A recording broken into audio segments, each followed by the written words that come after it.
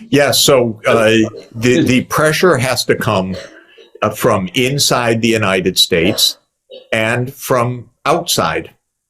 From inside, public opinion absolutely does not accept the administration line on this. This is very clear in opinion survey after opinion survey.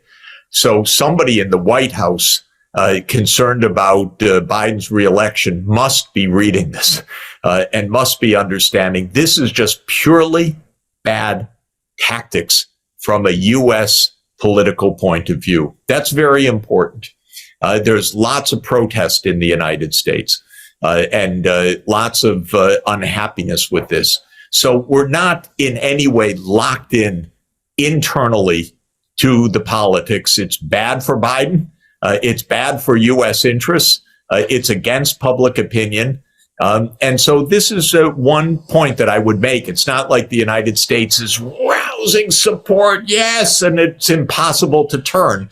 It's actually deeply contested and mainly opposed. Though I acknowledge that in Washington, the pro-Israel lobby has always been very powerful. The military-industrial complex is very powerful. And the inertia is also powerful. So I'm not saying it's easy. Now, on the outside, the entire world is basically aligned on this side with one important footnote, which is that a few European countries maybe are not aligned. I don't know what the Austrian government's real position is. Sometimes it's don't side with the U.S., or maybe it really is because of more right-wing view or whatever, side with Israel, but it's very few. The problem in Europe is European politicians stopped telling the truth about almost anything years ago because all they want to do is side with the United States. And I think I would just say to European politicians, if you do it, you lose at the polls. There isn't a popular government in Europe right now because it's incredible. This is so much against Europe's own political interests. So I would say, think through this honestly and then say, it's right. We're not against Israel. We just need to move to a two-state solution. And the United States, come over here, buddy. You know it too. Let's move to a real solution. I'm waiting for European politicians to regain 2 feet on the ground, their head out of the clouds or out of U.S. control, and just state clearly, straightforwardly what is right and also what happens to be in Europe's interest. But by the way, what happens to be in Israel's interest as well, because nothing that's happening is doing anything other than gravely threatening Israel's long-term survival. This messianism, this greater Israel idea, this zealotry of this religious group, this is not saving Israel. This is threatening Israel's survival. So I want European leaders just to think clearly and honestly about this, because that'll also help the United States get to the right place. I think there is a lot to say about the European leaders. I think the European leaders, there are no leaders, you know it better. And there is another tiny problem. We will have also an election this year in some European countries, but in the European Union for the European Parliament. And the problem is that everybody, if according to most of the polls, it's to foresee that the right-wing European nationalistic right-wing parties will win. And the problem is they are even, at least concerning Israel, they are also in the meantime, also many of their parties, if to go back history, you know where they come from. And this is a historic cynicism. I think that these right-wing fascist parties, now they are on side of Israel, which is unbelievable for anybody who knows history and who knows how things happened, that these parties, who are sometimes in internal issues, they are racistic, they are fascistoid right today, but when it comes to Israel, they are supporting the Jewish state. Yeah, supporting the Jewish state is one thing. Supporting what is called Greater Israel to dominate the Palestinians is so senseless for Israel and for Europe that everybody should take a deep breath and understand that. How many self-wounds does Europe want? How many crises, how many wars does Europe want around it? And I would ask the European leaders, the reason why the right is growing is in part because the so-called center or center-left all was gung-ho with the United States for NATO enlargement and for the war in Ukraine. And of course, it's been a disaster for Europe. It's been a disaster economically for Europe. It's been a disaster from a security point of view for Europe. So it's not even left-right. It's a failure policy that the current European governments have pursued, and they are opening up their way for an opposition to arise.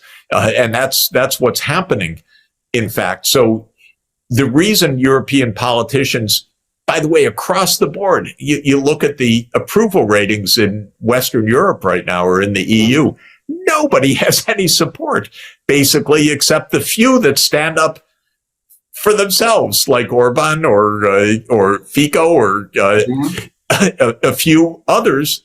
But the ones that are basically just siding with the United States in this useless Ukraine war are all in their 20% approval ratings or 25% approval ratings and so on. So the main point I would say to Europe is, if you go the way, not of supporting Israel, that's one thing, but supporting Greater Israel for ethnic cleansing and for this terrible thing, all you're doing is making another prolonged disaster on Europe's borders. And if that's in Europe's interest, boy, please explain it to me. This is no doubt about it. I think Europe, with this policy they follow the last tens of years, I think it's against their own security, economic, even cultural interests. I think this is something which... I'll give you another example, by the way. The politics of the 2010s was dominated by the Syrian refugees. And anyone that knows even the slightest history should understand that Hillary Clinton and Barack Obama and a few others decided they would overthrow the Syrian government in 2011. Typical regime change operation. That's what created the war and the refugees. Did any single European leader say that? Explain that to the public? Not one. So then they wonder, why is their popularity so low? Well, if you don't speak up the truth, what do you expect? And so understand that these hegemonic wars of the United States, these are not in Europe's interests. And that's the same with supporting what Israel is doing in Gaza. It's not a matter of right or left. It's a matter of what's Europe's interest right now. It is not to have a fulminant Middle East war right now. And so European politicians should think about how to diffuse a Mideast-wide war. You are completely right. I think you convince people like me. Unfortunately, we are not in power. And but coming back to the issue of this interview, I think now there is a peace plan. It's even economically, we didn't even mention it, but which is interesting for me, since you're also long experienced in economy. I think one important but not so much debated proposal is the establishment of a new UN fund, a UN Reconstruction and Sustainable Development Fund, which is interesting, should partially, at least partially, funded by reduction of expenses which traditionally have been spent for armament and war.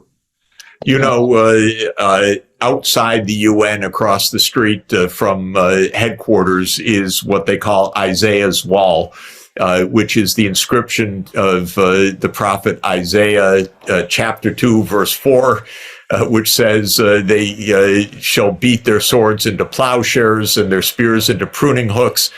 Nations will not make war on other nations, neither will they teach war anymore.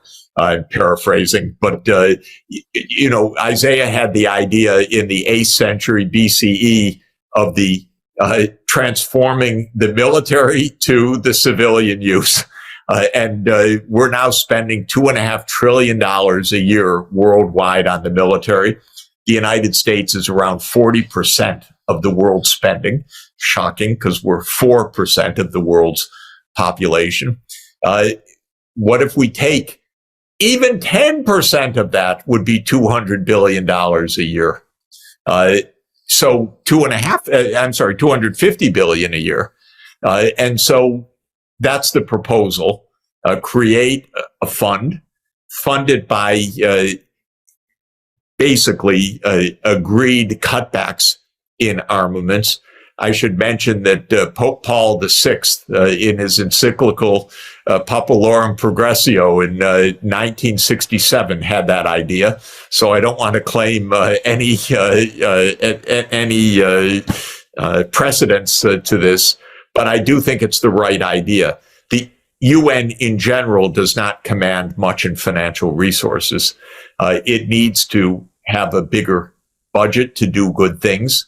And one way would be military cutbacks that are rechanneled to sustainable development. We could continue hours and hours and hours, since many things have been already discussed for many years. But it's interesting that now this plan is here. I think, do you have any ideas how to make it even more popular? Do you intend to present it to other international bodies? And how should this come to reality? I'm discussing these ideas with UN diplomats all the time.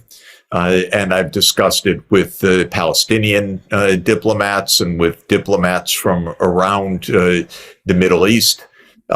There's a lot of resonance with this. I personally am continuing to urge an immediate membership of Palestine in the UN as a UN member state. By the way, Palestine is a state recognized by 140 other states, but it is not recognized as a UN member state, only an observer, as you rightly pointed out. So I am continuing my own discussion of this, basically with the U.S. government. They don't talk to me too much, but I try to make my views known publicly by writing and posting articles all the time. And I'm writing to politicians in the U.S. who are quite resistant in general, because their modus operandi for decades has been never show any space at all with Israel. But I'm telling them it's not working. It's not working from any point of view. You need to rethink this. So they have a few days of rethinking before the Congress comes back. The White House cannot be very comfortable. We hear lots of stories about pretty harsh talks between the U.S. and Israel right now. I believe that that's true. One of the U.S. carrier groups has been withdrawn from the Eastern Mediterranean and is on its way back to the U.S. that is a signal that the U.S. does not want a wider war in the Middle East. I think that's absolutely right. The U.S. is exhausted of war, and an election year, it would be the end of Biden's chances at all.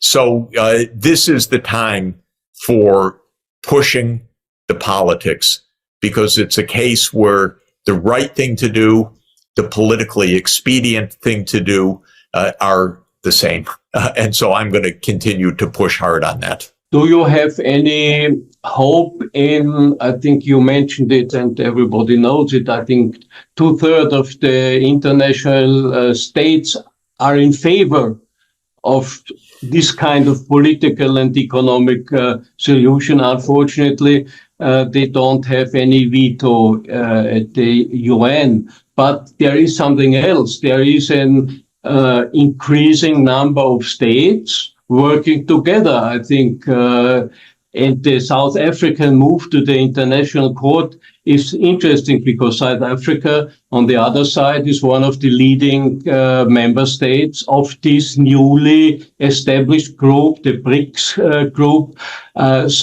And they have even already established a kind of new banking system, financing system. Do you have any indications or ideas that from this side, more than just political statements will come to support your suggestions? Well, the BRICS countries, all of them are on the same side that I've been advocating. China, Russia, South Africa, India has expressed also some clarity on this. Brazil, certainly. And now you have new BRIC states that have just joined: Egypt, Ethiopia, the Emirates, Saudi Arabia, and Iran. It's a powerful group. They're all on this side. Actually, it's interesting for me, the fact that Iran is now a BRICS member is actually going to moderate Iran, make it part of what could be a BRICS-wide consensus on a good solution. So this matters, because the U.S. also looks out and says, you know, our diplomacy, we're isolated, whereas China's and Russia's diplomacy is growing in the region. This cannot make anyone happy. And we know that in the U.S. State Department, there's a lot of unhappiness about the U.S. administration policy. We don't hear all the details, but it boils over every few weeks. And so we hear about the protests coming from inside the professional diplomatic service of the United States as well. So I wouldn't give up in any way on a political change where the United States one day says, you know, we need to move forward to a real solution here. This is where I think it's very appropriate and timely to think straight. And if the European leaders are too afraid to say it in public, they should be saying it. They should be saying it in private to their American counterparts. They should, yeah. So I think it's time. I think we exceeded a little bit our usual limit. So thank you very much, Professor Sachs. I think it was very interesting. It's important, and I think we should really invest more and more time to publish these ideas, and maybe even outside the usual normal circles we have in New York, in Brussels, because the world is much bigger and in the long run more or less more powerful than the world which... And then off to front lines with mass deaths. So there is no sense in more armaments right now that mean more deaths. Tens and tens of thousands of Ukrainians have died in recent weeks. It's an utter tragedy. And the one thing that Biden is incapable of doing, and he may literally be incapable of it, is negotiating with Putin. He just doesn't negotiate. He doesn't discuss. He doesn't get at any of the real issues that started this war. that have had the war continue. The United States blocked every off-ramp that was possible, because this has been a war to a very great extent about Biden's relentless insistence that NATO will enlarge to Ukraine. And every time that Ukraine has said we can be neutral, the United States has rejected that, thrown the Ukrainians back to die on the front lines, and then just more of this, basically because, as is typical in U.S. failed wars and goes back to Vietnam, you just keep the fighting going no matter how many deaths, how much disaster, until after the next election. That's what Biden's trying to do. But, you know, the next election's a long way off, and that's a lot of people that will be dead uselessly, tragically, if this continues. So I applaud the Republicans for saying, no, this makes no sense.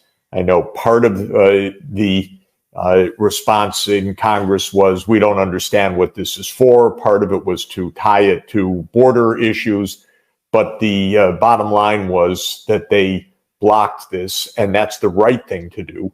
But what Biden needs to do and has refused to do is actually engage in some negotiations with the Russians. And he has not done that for a single day since this special military operation started on February 24th, 2022. And before that, when President Putin put a security agreement draft on the table on December 15th, 2021, Biden said, we don't discuss it.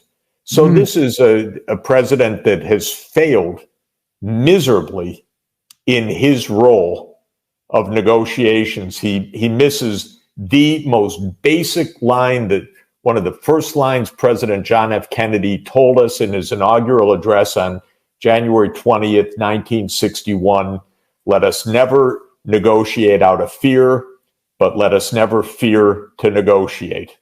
And President Biden is so afraid of negotiating that he has just told the Ukrainians, just go into battle, and it's hundreds of thousands of Ukrainians dead and hundreds of thousands wounded. The country is being destroyed, and all Biden can do is come up with this story that there's no alternative because otherwise we'll be fighting the Russians. The man is absolutely out of reality. I'm sorry to say it. You may be onto something, Professor Sachs, with his fixation on Putin and unwillingness to speak to him. I don't know if you've seen this clip. It was just yesterday. It purports to be spontaneous. I don't know if he can talk for 2 minutes spontaneously, or if there was one of those giant teleprompters behind the television camera. But here he is yesterday speaking to a television camera somewhere in the White House. To me, the most terrifying aspect of this speech is about 3/4 of the way through, where he basically says, if you don't give me the money I want, and if we don't help the Ukrainians out, you're going to see American soldiers fighting Russian soldiers in Europe. I want your thoughts on this. Telling his inner LBJ on Vietnam. I think you're right, Jeff. I think he is out of touch with reality. But please, your comments on a president of the United States suggesting, if I don't get the vote I want, you're going to see American troops fighting Russian troops. I think it's the kind of ridiculous scare tactics that go back for decades. They come up with anything to keep wars going. The domino theory, which is basically this: if we don't waste another $61 billion and tens of thousands of more Ukrainian deaths, the next thing is we're going to be fighting here, then here and here. This is exactly what they said about Vietnam, that all Southeast Asia, the whole world will fall to communist domination and so forth. This is typical. And Biden has been at this a long time. He knows that, I don't know if he knows now, he's a really old man, but he should remember the truth of all of this. Russia wasn't demanding any territory. Russia was demanding Ukrainian neutrality. That's all. Don't push NATO here. And then Biden was part of a covert regime change operation in February 2014 that overthrew a Ukrainian government that was pursuing the policy of neutrality. That's the truth.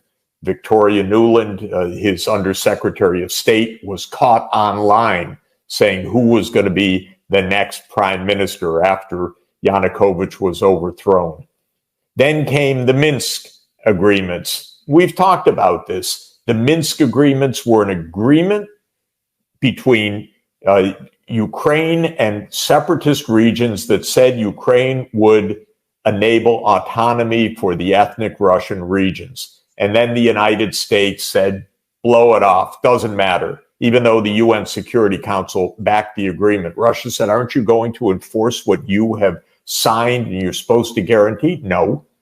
Then in 2021, Putin said, stop NATO enlargement, stop the threats to come to our border. And I know because I called the White House at the end of 2021 saying, avoid this war. Stop. What President Putin's asking for is actually sensible for us. But no, Biden would not even talk about it with Putin. And then in March and April 2022, Zelensky said, okay, we can have neutrality. And they came just to an agreement until the United States marched in and said, don't sign that. We do not accept you, Ukraine, accepting neutrality.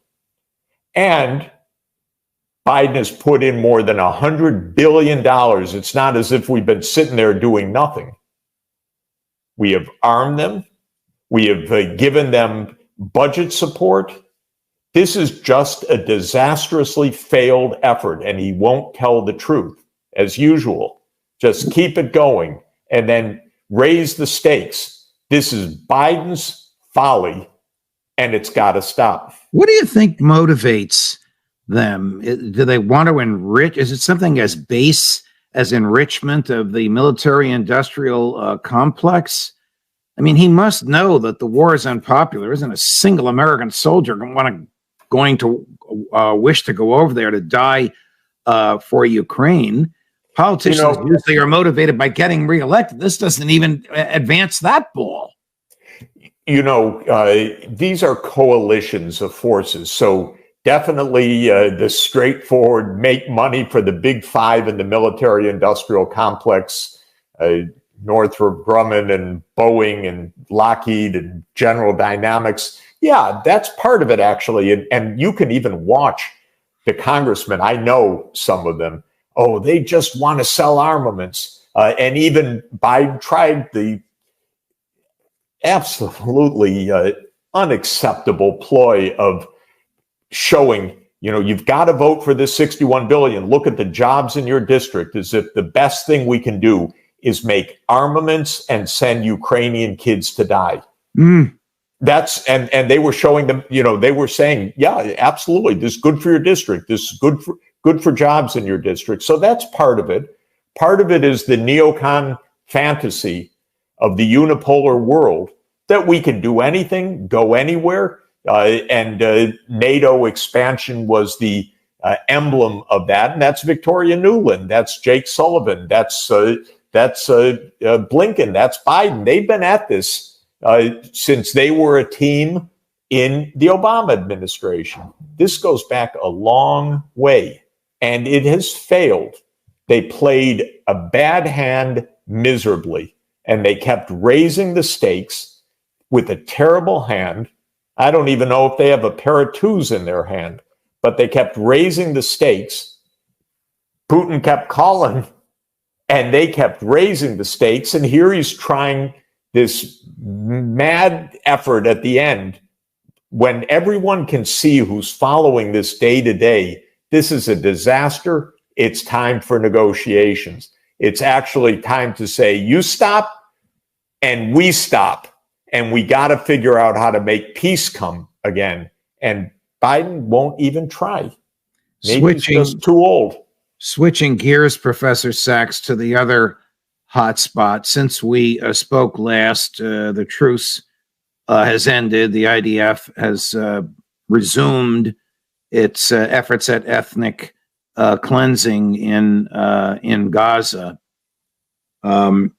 Where is the outrage that you and I remember from the Vietnam years among American academics and intellectuals? You work on the Columbia University campus when you're not traveling the world.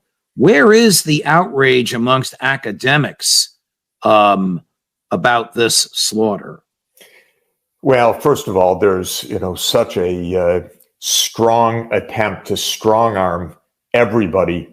Don't say a word about the 17,000 Palestinians that have died. Don't say a word about the million that have been displaced. Don't say a word about the hundreds of thousands of homes that apparently have been destroyed in the bombing. If you say a word, you're anti-Israel, you're anti-Semitic. This is the latest attempt to silence anybody that opposes U.S. policy. Excuse me, Professor, from whom is this don't say a word command coming? Is it just a social pressure? Is it the administration of great universities? Well, look, I'm away, but I saw in the press, I read today how the university presidents were grilled by Congress. There's a lot of posturing. This is American politicians have long believed that their ticket to success is to back Israel unconditionally. And what we're doing right now is more than backing Israel unconditionally. We are the suppliers of the bombs that are killing thousands, probably by the end of this, tens of thousands of women and children, innocents in Gaza. And we actually have the president of Israel, Herzog, saying there are no innocent civilians in Gaza. I've never heard such vulgarity from a head of state, and one that we are giving bombs to carry out those crimes. So, yes, there's a lot of attempt by politicians, by any of Israel's backers who must be pretty desperate because the whole world sees massive war crimes right now. So they're trying to stop people from talking about this reality. The young people know it. The students on the campuses see what's happening. There's a huge generational divide that has opened up because young people are aghast at what Israel is doing. And older people expect young people to be in line and shut up. That's basically what they're told. Is it the public policy, I'm using a typically American phrase here, is it the public policy of the Netanyahu administration that Palestinian women and children are not civilians? That they somehow, by some absurd, bizarre rationalization, are combatants and therefore are fair game for the military to kill?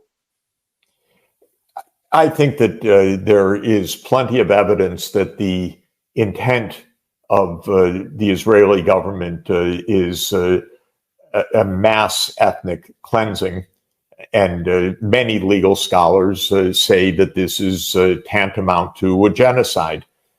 In the Genocide Convention, one of the crucial points is intent. And boy, the ugly stream of rhetoric that has come out of the cabinet of Israel is absolutely shocking, that Gaza essentially will be unlivable afterwards, that there are no innocent civilians in Gaza. So legal specialists on genocidal intent are collecting these phrases, and the Israeli cabinet is not holding back, I would say, on providing evidence of this sort. So I think the intention was to cleanse Gaza, and the Egyptians said, no, not on our watch. You're not doing that. And the Israelis said, okay, we're going to bomb the north. People should flee for their lives to the south. We know that thousands and thousands could not flee and died under the rubble. Then they went to the south, and now they're bombing the south. Right. They're bombing the south. And now we have even stories in the New York Times, which is not exactly an anti-Israel newspaper, that the Israelis are telling the Gazans, go here, and then they're bombing the places that they've instructed the population to go to. And in our context in the United States, our politicians just want performative acts every day of support for Israel. That's all.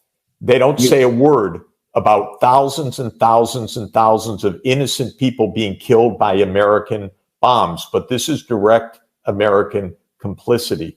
It's legal complicity. It's moral complicity. It's a geopolitical disaster for the United States. I'm out around the world hearing the rest of the world's views, not the cocoon that the mainstream media or the U.S. Congress has. There isn't anybody that I have come across in Asia, in Africa, in Latin America, in the Middle East that has the slightest positive word to say about the United States. The U.S. is just viewed as an accomplice to a massacre. And here's you mentioned intent, which of course is key in any violation of international law. Though, as you know, international law is almost useless because it's not enforced. The United States vetoes very appropriate offerings in the Security Council. You know this better than anybody. However, here is Secretary Blinken. Poor guy. Looks like he hasn't slept in a week in this clip, attempting to address, and I think in a misleading way, Jeff, but I want your comments, the issue of the intent of the Israeli force. But Professor Sachs, I submit that that is grossly misleading. If Israel understands the imperative of protecting civilians, it's obviously not acting on that understanding. And first of all, our intent from what people do repeatedly. But by the way, when it comes to Israel, they're saying it. So this is clearly Blinken repeating a line by lawyers in the State Department who are urging the Israelis, don't get so far out that you are going to be charged with massive war crimes and perhaps with genocide because your intent is plainly visible. So This is a complete dodge, but a dodge that comes from some lawyer telling Blinken, tell your Israeli friends. Now, here's the basic fact. It's not the U.S. warning anything. The U.S. is shipping the bombs that Israel is dropping on the buildings. That's all. This is American armaments, and it's not American armaments that were stockpiled years ago or weeks ago that just happened to be American in Israeli hands. We are shipping the bombs that Israel is dropping in real time. We are a party to the massacre. And that's Netanyahu says, what does he need from the United States? Munitions, munitions, munitions. And he's getting them in real time. So we're part of this. Blinken is not giving him advice. Blinken is giving him bombs. It's straightforward. Right. It's not complicated. And what's amazing for me, Judge, it's not so often you watch massacres in real time on television. We're watching an ethnic cleansing in real time using our weapons, our funding. We are an accomplice to a mass killing. That's it. Yes. Nobody in the American government seems to understand that, and nobody's even articulating it, Jeff. No, and what is not discussed at all, because basically they're all liars from morning till night. There are other ways to achieve security. The Arab world has said very clearly that it is interested in Israeli security in a political settlement. They've said that for years. They said that in an Arab Islamic conference just a couple of weeks ago, very clearly. There's a way out of this peacefully. The point, though, is, and it's a very obvious point, the Netanyahu gangsters, they don't want a political settlement. They want Israel in full control. Again, it's not a matter of inferring intent. This is exactly what Netanyahu says, that Israel will control Gaza. So they don't want a political settlement that would give them security. They are aiming at ethnic cleansing. It's an absolute war crime. It's repeated war crimes, but the United States is a party to it. We are every day supplying the bombs that are being used in this mass killing. How do you see this ending, Professor Sachs? I see it ending perhaps sooner than we think, when the whole world, except two countries, says it's got to stop. And the United States shakes a little bit because Biden's approval ratings are in free fall, absolute free fall. The Democratic Party is hemorrhaging support, and the support in his foreign policy has disappeared. So maybe someone still alive in the White House to real facts knows that this is a complete disaster from every point of view, but also the only one that they really care about, which is the political one. This is a complete disaster for the administration. This will absolutely drive the American population away from Biden. And so my view is that when essentially the whole world in the UN Security Council and UN General Assembly say it's got to stop, the United States is going to have to bend to the will of the entire world. And that may sound surprising, but I think it's actually going to happen, because this is devastating for American foreign policy, but it's also devastating for Biden's politics.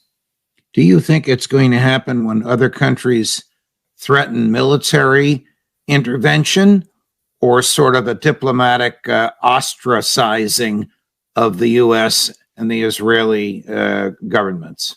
I think mainly the latter, mainly showing that the world is aghast at these crimes. The United States is hemorrhaging any kind of support anywhere in the world. The costs to American foreign policy, to American diplomacy, to American legality are absolutely enormous. And I think this becomes more and more clear. UN Secretary General Antonio Guterres invoked a very rare emergency clause in the UN Charter, Article 99, directing the UN Security Council to take up this issue with all urgency. This is very rarely done, but it is a measure of not only the grave crimes that Israel is committing, but a measure of the enormous stakes involved in a whole world that is witnessing slaughter. And so the Security Council will take this up this week. I am hoping that the Security Council not only will push for a ceasefire, and if the United States stands alone in a veto to stop the mass killing, it makes it even more extraordinarily clear the American complicity in this. But I am hoping that the UN Security Council will follow through on more than 5 decades of resolutions that say that the solution to this ongoing bloody crisis is a state of Palestine and a state of Israel living side by side. And for all those who say that's impossible, there's no one to talk to and so on, talk to Saudi Arabia, talk to Jordan, talk to century. So this is not something new. This has been his campaign too. From the 1990s, he was one of the most gung-ho supporters of the military-industrial complex and of NATO enlargement as a senator. And in 2014, he played a personal role in the Maidan events. I think it's so, of course, he should choose a different path. I was, by the way, an advisor to Mr. Borrell for a short time, unpaid but official advisor. And then I said one day that I thought that the United States had destroyed the Nord Stream pipeline, and he fired me that day. So that is how my career as advisor to the European Union ended, by my statement, which I still stand by, that the United States most likely destroyed the Nord Stream pipeline. The only competing theory now, by the way, is the one put forward by the United States, which is that Ukraine did it. So take your choice. But I think the United States probably did it, and it's probably not fair to blame Ukraine for this, but it's one or the other. It wasn't Russia. Everybody agrees that it wasn't Russia. In the U.S. intelligence community, their theory is it was Ukraine. That was in the New York Times a few days ago. My theory is Seymour Hersh account that the United States did this. In any event, that brought an end to my illustrious advising the European Commission on foreign policy. Very abruptly, by the way. It took less than a day to end my career in that capacity. So I think the Professor Müller? Miller, yes. But that was the master plan Yeah, before as well. I will also say just a word. I think many of our differences are about the Euromaidan. I don't think it's incidental that Victoria Nuland was on tape 3 weeks before the violent overthrow of the government, because it ended with a shooting from the Maidan-controlled buildings and a storming of the government buildings. It was a violent overthrow. And she was on tape describing exactly what the next government would be. So she was planning this change. And I happen to have some direct, odd experience with this. I know that significant U.S. money flowed into the Maidan in ways that are really wrong, seriously wrong. And the United States played a significant role in this. So I don't dispute, of course, that neutrality was not the issue at that point, except for the U.S., which opposed Yanukovych. Yanukovych wanted neutrality. But the U.S. wanted a government that supported NATO enlargement, and it got it in the end, because by the end of 2014, the government was now calling for joining NATO. Of course, you know very, very well as an expert in this that the first act of the parliament, though not implemented, was to ban the Russian language. This brought into no, is that a ban of Russian language? It was a change of the language law for regional minority languages being officially accepted. that's correct. We agree. Okay, we agree. Thank you for the clarification. On the U.S. and Europe, I admit my imagination is often not good enough to know what they really have in mind. I don't think this is an anti-Europe venture of the United States, but it is a hegemonic venture, clearly, because that's not even subtle. The idea of the United States is the United States should have full spectrum dominance in all regions of the world. That's the idea. And of course, the two threats to that perceived by the United States are Russia and China. And so the U.S. foreign policy and strategic policy and defense policy are absolutely clear on these points. And I think that the basic idea is the U.S. likes Europe well enough, but it absolutely wants full dominance over Eurasia.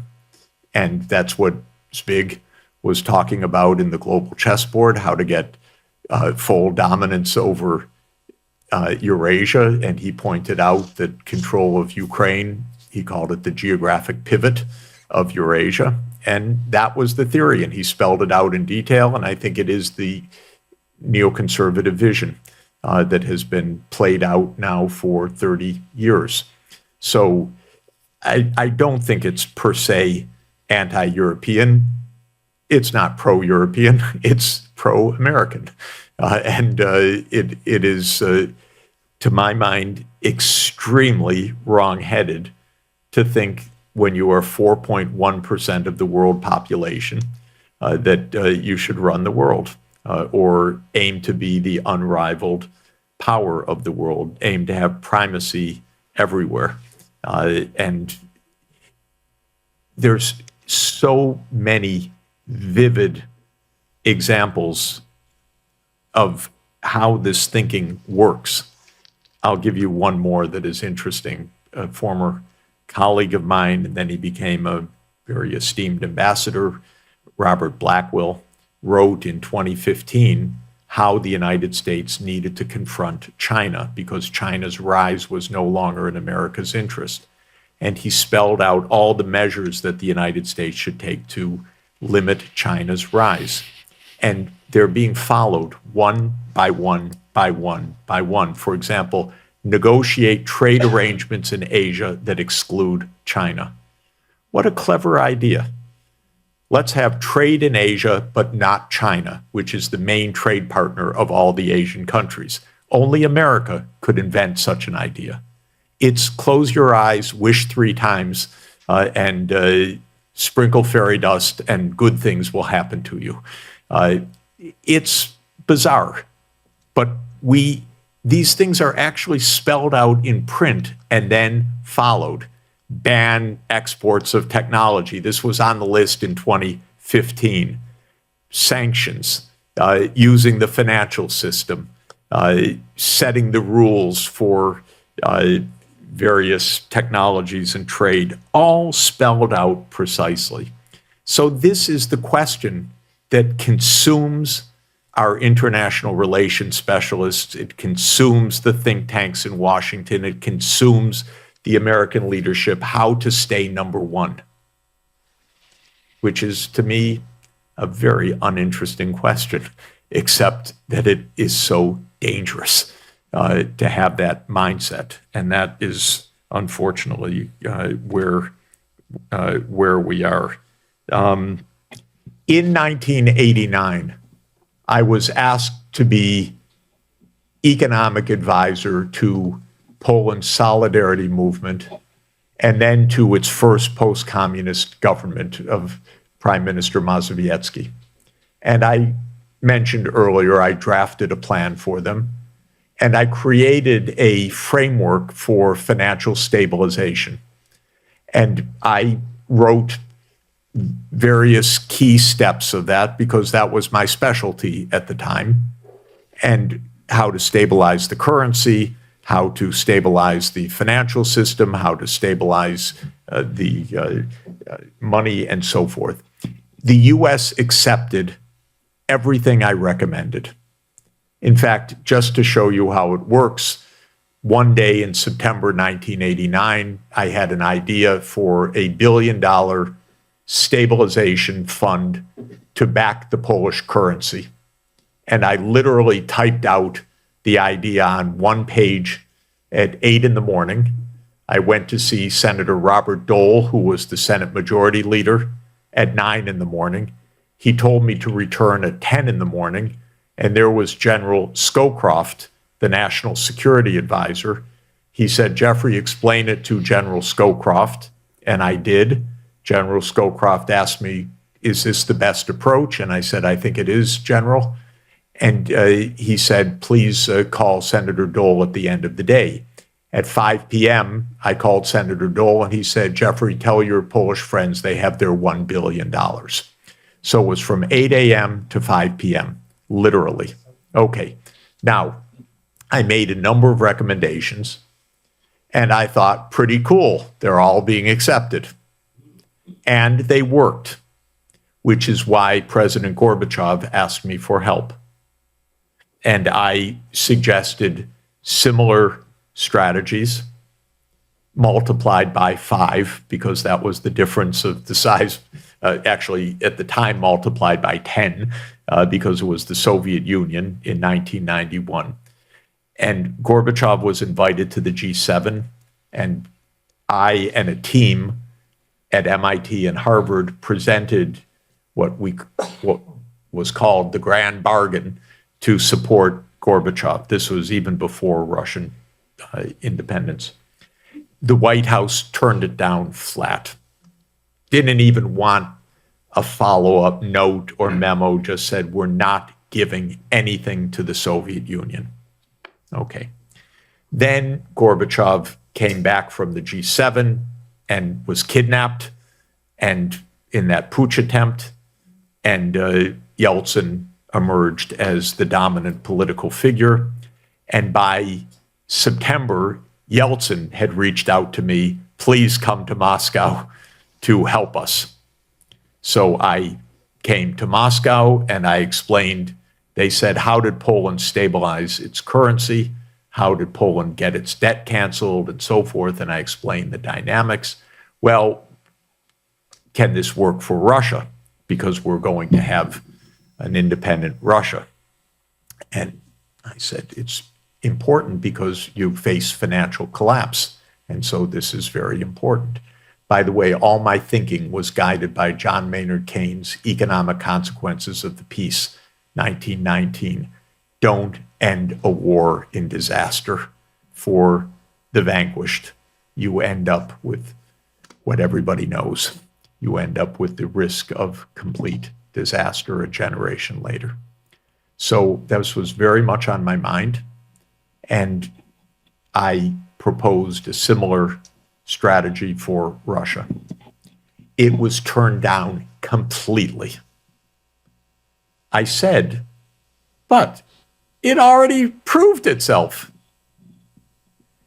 The Secretary of State said to my face in early 1992, Mr. Sachs, suppose I even agreed with you on what you're saying. Suppose the Polish finance minister had said the same thing to me that you're saying. I want to give you a piece of advice, Mr. Sachs. It's not going to happen. Okay, very clear. Being very stubborn on my side, I didn't believe him, because usually anything I've wanted, I've had to argue for. But it didn't happen. It never happened. It didn't happen with Bush. It didn't happen with Clinton. the idea of the United States helping Russia to recover never crossed their mind for a moment. This is the most basic point. Russia's on the outside. We move the Iron Curtain several hundred kilometers to the east, but we still face this problem on the other side. That's the mindset. And the motivation? The motivation is being number one. The motivation is being number one. By the way, the motivation was we don't have to listen to anybody. We are the unipolar power. We are the most powerful country in the history of the world. And there's a famous, justly famous episode of Wesley Clark, who was the NATO commanding general under Clinton, going to the Pentagon in the early 1990s and being told specifically in 1992, I believe it is, that we're going to clean up now, clean up all those Soviet-backed governments, Iraq, Syria, Libya, blah, blah, blah. We're going to have a series of wars, he was told. And then after 2001, he was told the same thing. Now we can clean up everything. So this is an idea. It's a concept. It's a concept of state power, not a healthy one. And it's been deeply seated, and we're still at it. And these events are playing out in real time right now. They're extremely dangerous, and they're bringing us back to the brink of nuclear war. Because Russia does not want a US-led unipolar world. China does not want a US-led unipolar world. Indeed, outside of the EU, United States, UK, Japan, Korea, Australia, New Zealand, and Singapore, nobody else wants a unipolar US world. So we have the West, so-called, with about maybe 15% of the world population, and the rest of the world saying, what are you doing?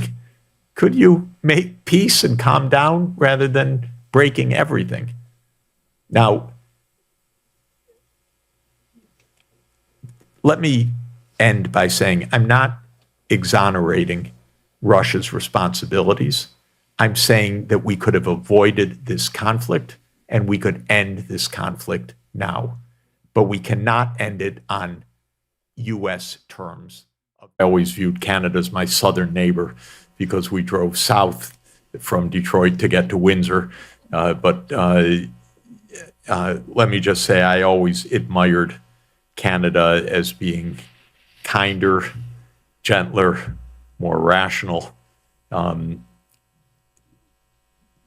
I'm still hoping for something better because Canada really can do better. And Canadian society, thank God, doesn't have the disasters the United States society has because it is a kinder, gentler country. But the policies are, there's a large Ukrainian emigre community. It's a powerful voting group. But the big misunderstanding is sending NATO to Ukraine is no friend to Ukraine. It's the biggest disaster. I mean, all of this war is the biggest disaster possible. That's what I tried to explain to my Ukrainian friends for years. Don't get into the middle of a proxy war of the United States. It destroys you. And that's what's happening to Ukraine. So I'm not against Ukraine. I'm trying to save Ukraine, not the way that the United States does it. The United States, quote, claim to want to save Afghanistan. Well, there you have proof positive of what it means when the United States wants to save you. Please don't try that at home. It's really not a good idea. What I meant specifically about the vote, yes, if there's a vote, it'll pass if there's no public debate, but if there is a real public debate, and so this has procedures that it goes through both, it goes through committees in the House. There are witnesses. You testify, I testify. We bring people to Washington. We have an expression of the will of the American people. There's a good chance, and even I'm waiting for Rand Paul and others to just get 40 votes in the U.S. Senate, which would stop this as well. So I think that if this were ever democratized, we would actually have a real chance. The American people do not want this war. This is absolutely clear. And I think that, but they don't give us the chance for that kind of public debate. The U.S. is against neutrality because NATO is U.S. power. That's the basic idea. That is the neocon idea. They call it liberal hegemony. It's a ridiculous idea. But that has been the idea since 1992. And it's deep. As I explained, it's bipartisan. It's basically owned by the military-industrial complex. Victoria Nuland is probably the single best illustration of the deep state aspect of this, because in the early 1990s, or actually in the early 2000s, she was Cheney's security advisor. That's not a good start, by the way. The man who brought us multiple disasters. Then she became, under Bush Jr., the U.S. ambassador to NATO during 2005 to 2008. So she was a key point person in the commitment of NATO to enlarge. Then she became Hillary Clinton's spokesperson. You see, Democrat, Republican, it doesn't matter. Then she became Assistant Secretary of State for European Affairs. And she was the person who coordinated the U.S. on the Maidan. And she's the one on the phone call, the fuck Europe phone call. Excuse her language. It's not my language. She's the one on that phone call. Then she's now Undersecretary of State. So this is both parties. This is continuity. This is a strategy. Why does NATO propose to open an office in Japan now? Really? Is NATO the U.S. expeditionary force for the upcoming Taiwan war? What could they conceivably be thinking? Why did the U.S. insist on inviting 4 Asia-Pacific leaders to NATO? Because they have no sense. Because they are looking towards a global war. So why they do this, I think it is what William Fulbright 60 years ago entitled a great book which people should read, The Arrogance of Power. They are drunk with power. And that's what this is about. And they don't know better. They're out of control. So I have several questions on. Let me just a quick. Sorry for that. Yeah, just to say. The protests on the streets. Yeah. So basic rights. Yeah. So the Vatican, unfortunately, was a little outside the Vatican because the Pope had surgery last weekend, it turned out, in the end. And thank goodness he's recovering very well. But we had an event at the auditorium, Ara Pacis, which is the altar of peace under Augustus just next to the Augustus Mausoleum, just across the Tiber from the Vatican. And it was the 60th anniversary of John F. Kennedy's peace speech. And that is a speech I would recommend that everybody listen to again and again. I've made my family listen to it, I don't know how many times, but it's the greatest speech by an American leader in modern history. And he gave it 60 years ago, June 10, 1963. And we celebrated that by bringing together Carrie Kennedy, President Kennedy's niece, and Robert Kennedy's daughter, and Nina Khrushcheva, the granddaughter of Nikita Khrushchev, and Gillian Sorensen, the widow of Theodore Sorensen, who wrote the speech together with President Kennedy. So it was a wonderful occasion. And that speech was a speech at the height of the Cold War, telling the American people we can negotiate peace with the Soviet Union. It was extraordinarily brave, extraordinarily beautiful, extraordinarily wise, and it led to the partial nuclear test ban treaty 5 weeks after President Kennedy gave the speech. And the speech is filled with wisdom that we should take into account. One of the parts of the speech that we should take into account, and let me read you just this excerpt to get it exactly right, because it is extremely important for our survival. If I can find it, here it is.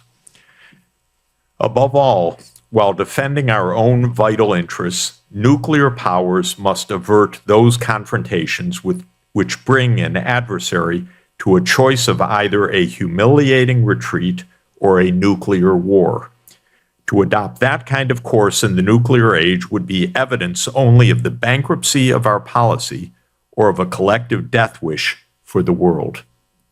So he said, don't put an adversary at the choice of either a humiliating retreat or a nuclear war. Well, what is our goal every day? We must defeat Russia. We must humiliate Russia. We must teach Russia a lesson. President Kennedy didn't just say, don't do that. In this long and wonderful speech, he says, above all, we must avoid that.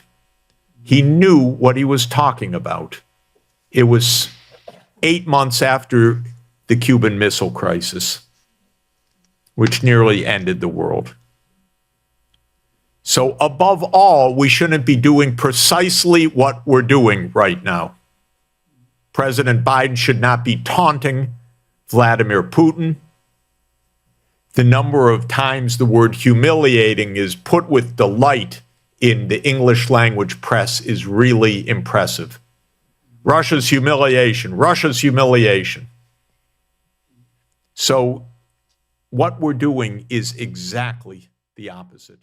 The Turkish negotiators and from others, but now the news has spilled out into the public. In other words, this is a war that is causing disaster in Ukraine, that is causing massive costs to the United States, that is serving no useful purpose, and that was prolonged deliberately by Biden in some completely miscalculated idea that this would weaken Russia, when it's done exactly the opposite, of course. It's strengthened Russia, led to a massive upgrading of Russia's military technology, the size of Russia's army, and all of this was predictable, except that we have a completely incompetent administration. The Financial Times reports that the Zelensky administration recognizes they're not likely to get the $68 billion that they want from Congress, and so they're trying to get a loan from the EU. That was vetoed by President Orban of Hungary, but it appears, according to the Financial Times, EU country members on their own are pooling together a loan of $20 billion to the Ukrainian government. I mean, such a loan is crazy. If it would ever be paid back, it would be paid back by the United States. They don't have the ability to pay it back. Their government will collapse without United States dollars on a regular basis. Am I reading this right? Now, this is all pathetic because it's all in denial of basic facts that have been evident for many, many years, that this is a war caused by the U.S. Insistence that Ukraine be part of the U.S. NATO military alliance. And the U.S. has persisted in this. And even when peace on the basis of Ukraine's neutrality was at hand in 2022, the United States stopped it. The Europeans act like vassal states to the U.S. These are deeply unpopular governments in Europe. There's not a popular leader in Europe right now. They're losing elections massively, one after the other, because this is a plan that has just gone over the cliff. It was a terrible idea. It was based on a set of miscalculations of the U.S. military-industrial complex, with Biden out there as the front person. And it's gone horribly wrong. And they can't admit it because they're all parties to this horrible outcome. And so they don't want to admit it. They'd rather double down. It's not them fighting after all. It's not their money. It's everybody's doing it on deficit spending and on not their soldiers, but on only Ukrainians dying now, Ukrainian young women who are being pulled off the streets, drafted, sent to the front lines to be killed. It's just unbelievable. But this is what happens when this becomes a personal venture of a small number of people sold to the public on completely false pretenses, lies all the way, not on money voted by governments, but finding every subterfuge to just add to the pile of debt without accountability or responsibility. This is what's happened. We now have a foreign policy in the hands of a few people. They happen to be incompetent, aside from everything else. Or there's another theory, which is they don't really care so much about the outcome. It's the war itself that's the desirable part, because it's big business. Switching gears to the Middle East, do you see any let up in the slaughter of Gazans, the indiscriminate slaughter of civilians by the Israeli forces? Well, quite the contrary. We see an intensification of mass murder, basically, war crimes committed every day, and the Israelis saying that they're going to extend the war into Lebanon. All of this depends daily on U.S. munitions. Israel cannot do this other than with the U.S. As a direct partner. This is not the U.S. giving a green light or the U.S. blocking vetoes in the UN. This is the U.S. as a direct partner every day in the munitions needed to kill people massively. Again, unbelievable. And it's all done again on so many false pretenses. And it's mass murder. The Center for Constitutional Rights in New York, a legal think tank, has enabled a group of Palestinians to file a lawsuit in U.S. federal court charging U.S. government complicity in genocide. And if one goes to the website of the Center for Constitutional Rights, you find an extremely detailed set of briefs. First, the first complaint, and now a follow-up brief documenting the genocidal intent and actions of the Israeli government. And the U.S. is party to this. It has no possible successful endpoint, by the way. There's no possible successful endpoint because it's based on a fundamentally impossible political idea, which is the Netanyahu government's political idea that Israel is going to dominate the entire region, the West Bank, East Jerusalem, Gaza on a permanent basis. That's Right. the political idea. It's impossible because there can never be peace on that basis. And even Biden, who basically mumbles for a living as far as I'm concerned because he doesn't act like a president, says, well, that's not possible. And yet he shovels the munitions every day to support that completely impossible cause. Here's President Erdogan of Turkey yesterday using very harsh language. I don't know if his bark is worse than his bite, Professor Sachs. I'll let you opine on that, but this is cut number 1 on the new list, Chris. This is very, very harsh language about Prime Minister Netanyahu. And right in front of our eyes for 80 days, all virtues relating to humanity have been shot at. At stadiums, we saw the Nazi camps of Israelis. How does this happen? They used to talk about Hitler, but how are you any different than Hitler? This is even worse than Hitler. What Netanyahu is doing is no less than what Hitler did. Şu an itibariyle So Hitler bunun kadar zengin değildi. Hitler was not as rich as he was. He is richer than Hitler. Batı'dan alıyor destekleri. He takes support from the West. He receives every kind of support from the US, and with all that support, more than 20,000 Gazans were killed. İşte mazlumların yanında olan ses The voice that is standing with the innocent and the oppressed is the voice of the Muslim Turk. savaşta bile dokunulmaması gereken Even during war, hospitals okullar, or schools ibadethaneler, or houses of worship or universities should not be touched, but they were bombed. Gazze'li bilim insanları aileleriyle Gazan scientists were martyred together with their families. barbarlığı dünyaya duyurdu. The barbarism in Gaza was covered by journalists, but close to 100 journalists were massacred. Is there a military significance to what he says? Meaning, might he become a state actor in the conflict in order to repel the Israelis, or is he just blowing off steam? Steam which articulates a view held by 1 billion people, probably.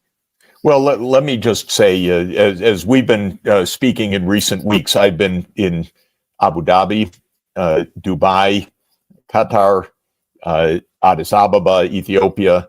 I've been meeting with diplomats from a very large number of countries. President Erdogan used a very strong language, but I can tell you the sentiment is nearly universal. And it's not restricted to the Islamic world either. There was a vote last week, basically not reported in the U.S. press, but a vote of the UN General Assembly calling for Palestinian political self-determination. That vote passed unanimously, but for 4 votes in the whole chamber. Those 4 votes were the United States, Israel, Micronesia, and Nauru. Now, people may not know Micronesia and Nauru. Micronesia is a tiny island with 113,000 people, I believe. Nauru is a tiny island I happened to visit recently with 12,000 people. In other words, the entire world, other than the United States and Israel, and the tiniest places, are aghast at what's happening. This has its own profound significance.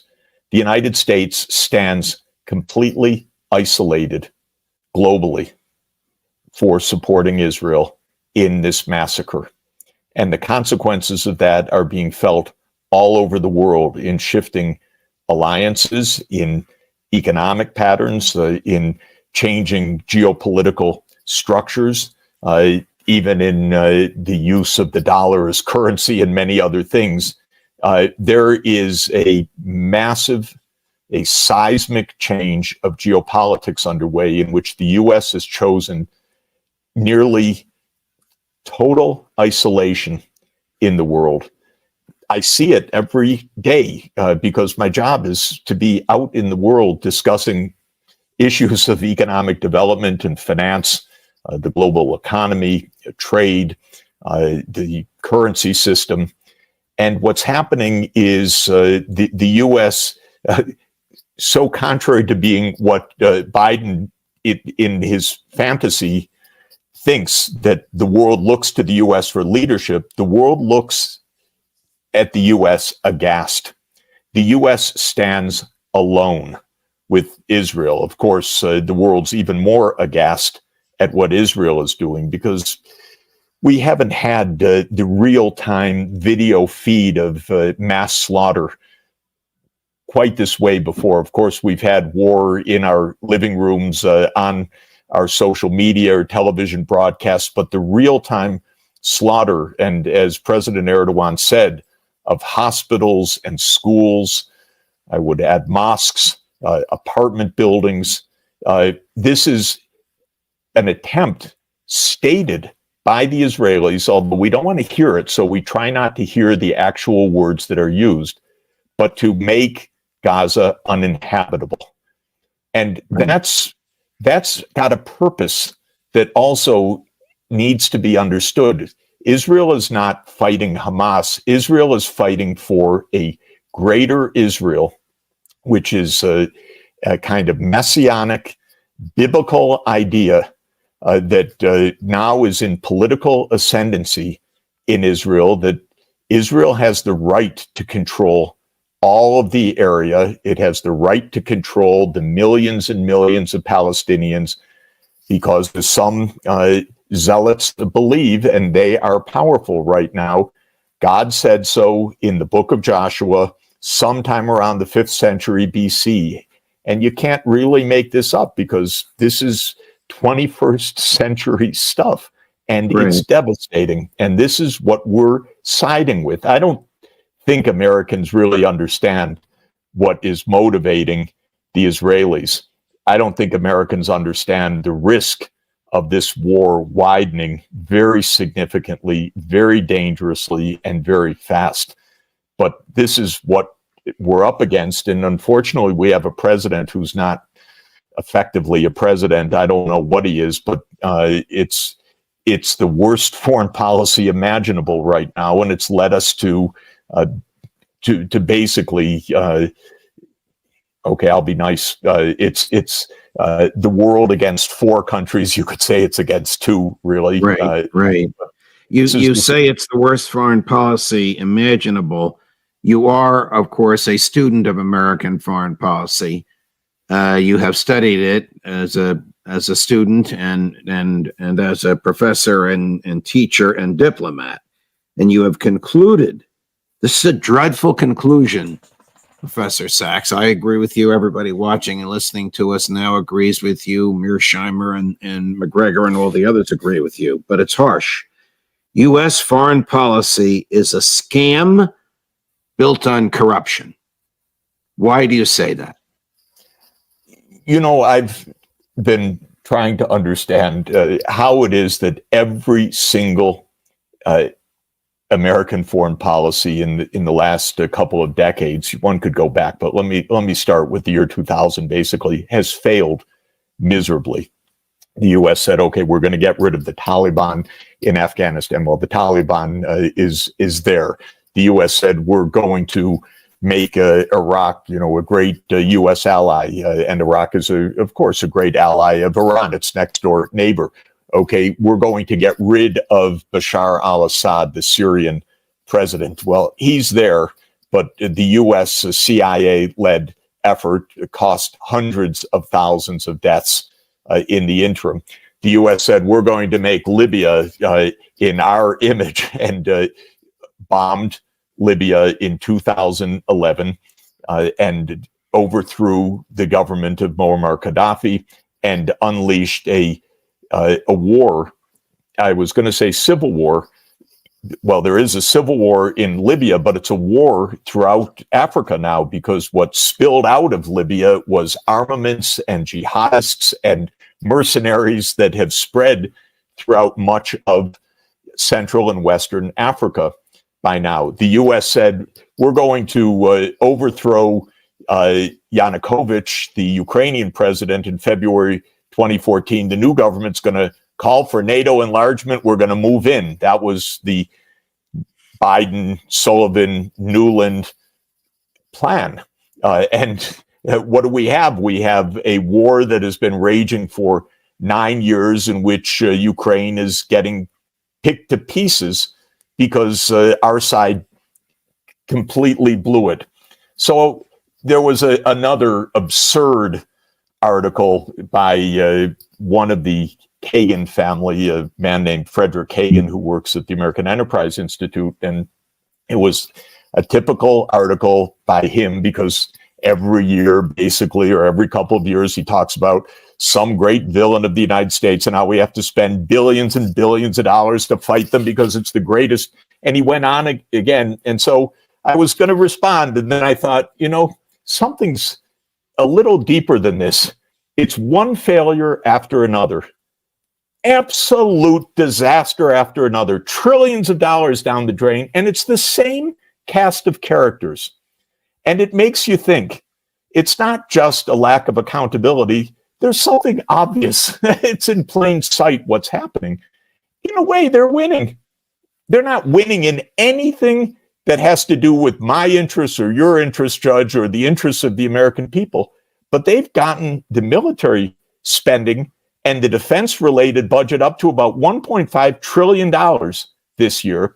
More contracts spilling out everywhere. They got 2 wars going on. This is phenomenal. Can you imagine Raytheon and Lockheed and Northrop Grumman and others? We got 2 wars, and maybe the wars are going to spread, in fact. And they've been able to mobilize $5 trillion over this period in failed efforts, and they're still there. The very same people. Is that what the U.S. has spent since 9/11? $5 trillion in all these failed wars? The estimate is worth people looking at. You can go to the website of the Watson Institute at Brown University, which has been looking at the costs of these wars for many, many years with great detail. Their estimate is basically, they use an estimate of 8 trillion, but I just want to be cautious. The 5 trillion is roughly the direct outlays. Another trillion is roughly the interest on the debt taken for the first 5 trillion in outlays. And then 2 trillion that they add in to reach 8 is for the future healthcare costs of the veterans whose limbs were destroyed, who face so many health conditions as a result. This is U.S. veterans as a result of these wars. So they put the number at 8 trillion. I put the number at 5 trillion because I said the future costs, well, that's for the future, and I didn't count the interest on the debt. But we're talking about tens of thousands of dollars per household, and for nothing, absolutely not one single positive result. And why these people aren't chased out of town is the real mystery. And the answer is they own the town. That's the point. They own the town. There's an old, ancient, maybe not very funny joke, but I've always liked it from my childhood of, the guy who leaves the factory every night with a wheelbarrow full of straw, and the guard looks through the straw, can't find anything, knows the guy's stealing something, but it goes on for years. And finally, this guy retires, and the guard calls him over, says, look, you pulled something on us. I don't get what it is. I look through the straw every night. What were you stealing? And the guy said, wheelbarrows. And so for me, this is the real story of what's happening. They're making wars as business. This is business. It's hundreds of billions of dollars of contracts. It's big business. And the business is everywhere. If you're in the Atlantic Council, you're paid for by the military complex. If you're part of this Institute for the Study of War, which is part of the Kagan family enterprise, you're paid for by this. It's the whole business of Washington. The military or defense industry, so-called, although defense is a euphemism for military, spends about $150 billion a year in lobbying.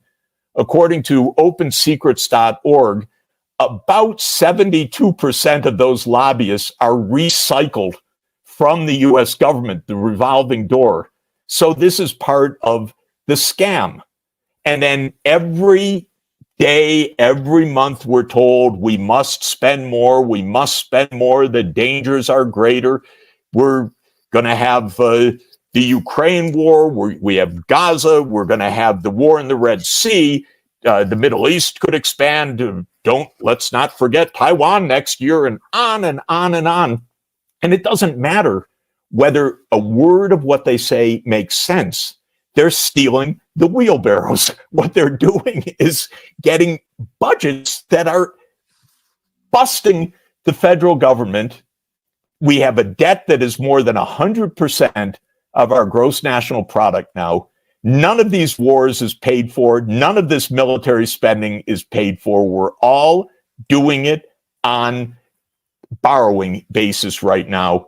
Interest rates have soared, and we're digging in deeper, and we have these leaders of Congress, this is a strange idea, but we have these people in Congress whose campaigns are paid for by the defense industry, like the chair of the House, House Armed Services Committee, Mike Rogers. His whole profession, his whole career is paid for by the military industry. And he's out there every day saying, oh, my colleagues in the Republican Party, they've lost the melody. They don't want to keep funding this. Now, the Democrats have been the real warmongers in recent years. The Republicans are trying to hold back, but some of them are completely bought off by the military, others not. And that's where the battle lies as we go into the new year, because as soon as Congress reconvenes, we're going to hear how absolutely urgent it is to spend tens of billions of dollars immediately, if not an even expanded ask that Biden's going to ask for, to keep everybody happy in this little game. And of course, nobody's happy because this is a complete tragedy for Ukraine. It's a devastation for Palestine. It's a horrible outcome for U.S. foreign policy and for our place in the world. And all of it fails. But the one thing that has succeeded to this moment, at least, is the money keeps flowing. I'm going to let you rest your voice for just a minute, Professor Sachs. Here's retired U.S. Army Colonel Marianne Wright testifying in a forum with which you're familiar, the United Nations, and she found a quote from Secretary Blinken boasting that, all this money was spent, 90% of it comes back to the U.S. for and enriches the workers at military munitions plants. Take a listen. Right now, the United States is providing weapons in two conflicts, the Ukraine-Russia conflict and Israel-Gaza. I know much more about, because I'm an American citizen and watch this stuff, how much military equipment is being provided by my country. Just 4 or 5 days ago, on December 7th, in a press conference with the UK Foreign Minister, David Cameron, Secretary of State Blinken said that in the last 2 years, the U.S. has provided over $70 billion to support Ukraine, and European allies have provided over $110 million in weapons. Blinken said, if you look at these investments that we've made in Ukraine's defense to deal with this aggression, 90% of the security assistance we provided has actually been spent here in the United States with our manufacturers, with our production, and that's produced more American jobs, more growth in our own economy. So this has been a win-win that we need to continue. Military-industrial complex, through its network of allies and control of the Congress, effectively control American foreign policy, prop up a false idea of an enemy whip up propaganda in favor of war. You know, the fact that Blinken resorts to this and the White House passed around fact sheets of where the munitions factories are across the United States shows the desperation. They couldn't win on the facts. They lied about the causes of the wars. They lied about the progress of the wars. They lied about the military and civilian disasters of the wars. They lost the argument that this is in the American interest in foreign policy or security or anything like that. And so they resorted to this last desperation of saying, you got factories in your district, as if this is the best use of the American people and know-how and technology is to be making munitions that massively kill people and that do absolutely nothing for the American people other than tragically make us complicit in this against our will, and also raise the debt that we're going to have to pay for all of this, as if our workers couldn't be doing something else. And I just want to underscore, as an economist, Blinken's total phony use of the word investment. He said investment in Ukraine. You know, investment is a term in economics. It means you build some capital which gives you the ability to be more productive in the future. We're not making an investment in Ukraine. We are destroying Ukraine through these munitions. So the idea that this is an investment, well, this is an investment that makes you bankrupt, that kills hundreds of thousands of people. I'm sorry I didn't mean to laugh at that point, and is destroying the physical infrastructure. That's not an investment, Secretary Blinken. That is a disaster, and you should stop. I know you're on vacation, but this will raise your blood pressure. Here's what Senator Lindsey Graham says. You can imagine what's coming if you haven't seen this. No, but I know everything is possible out of that man's mouth. Right. Here's what he says we should do next. Secretary Austin and the Biden administration is failing our troops in the field. I admire him. He's a patriot, but he's not doing a good job protecting the soldiers. I asked him a couple of months ago, Joey, what you were talking about. Is there a red line? Would you tell our enemies publicly that if you kill an American, we're coming after you? Without Iran, there are no Houthis. The Houthis are completely backed by Iran. I've been saying for 6 months now, hit Iran. They have oil fields out in the open. They have the Revolutionary Guard headquarters you can see from space. Blow it off the map. Start World War III, Senator. The man's an idiot and always has been, I'm sorry to say, for as long as he's been saying such things. It's almost like a photoshopped video, because